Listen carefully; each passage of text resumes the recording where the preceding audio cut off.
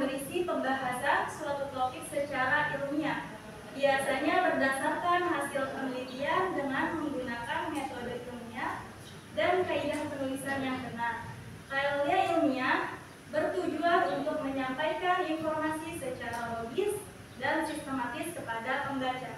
Jadi karya ilmiah itu bersifat sistematis. Dia itu disusunnya berdasarkan hasil observasi, evaluasi. Beda halnya seperti novel, cerpen, kemudian puisi. Ciri karya ilmiah. Bagaimana sih karya ilmiah itu seperti apa ciri-cirinya?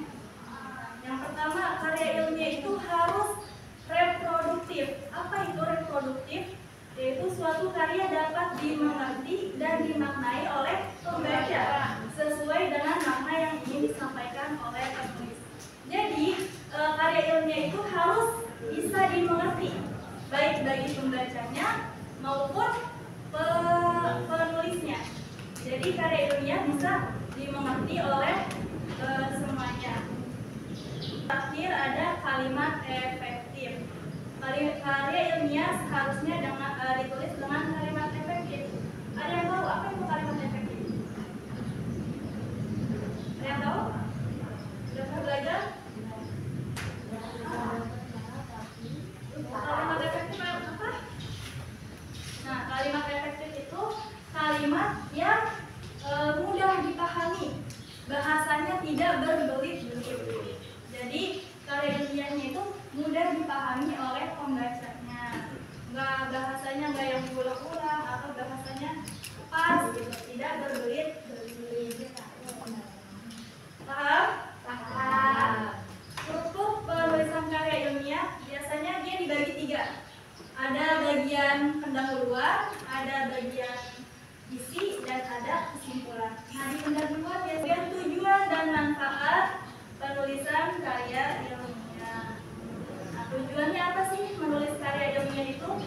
Yang pertama, karya ilmiah bisa menjadi wahana untuk melatih, kemudian menjadi wahana transportasi pengetahuan antara sekolah dan masyarakat. Jadi, dengan adanya karya ilmiah, masyarakat juga bisa terbantu dengan informasi-informasi yang dibuat.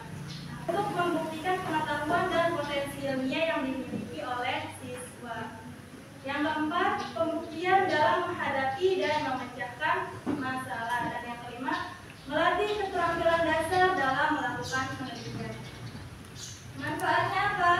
Yang pertama, sebagai bahan rujukan untuk berbagai kepentingan dan kegiatan ilmiah, seperti seminar dan penelitian lainnya. Sebagai sarana edukasi untuk menyebarkan kebenaran ilmu tertentu. Dan yang terakhir, sebagai sarana diseminasi atau penyebaran ilmu. Seseorang maupun kelompok masyarakat tertentu akan lebih luas wawasannya dan keilmuannya ketika membaca karya tulis ilmiah. Bentuk-bentuk karya ilmiah itu sebenarnya ada 3. Ada karya ilmiah populer, ada karya ilmiah semi formal, dan